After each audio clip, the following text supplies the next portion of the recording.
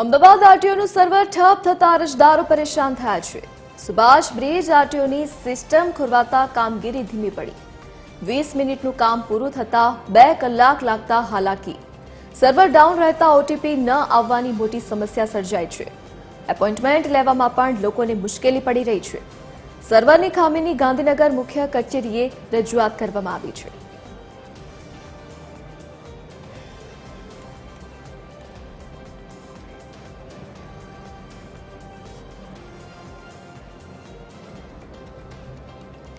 વધુ વિગતો સાથે સંવાદદાતા મૌલિક ઉપાધ્યાય ફોનલાઈન પર જોડાઈ ગયા છે। જી મૌલિક, આરટીઓનું સર્વર ઠપ થતા અરજદારો અટવાયા છે, શું વિગત?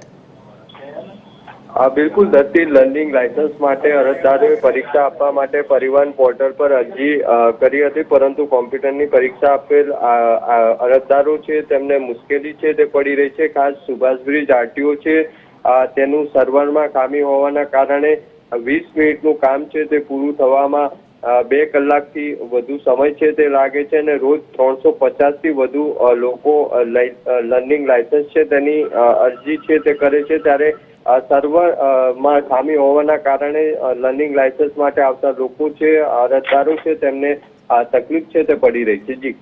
જી મૌલિક, વિગત બદલ આપનો આભાર।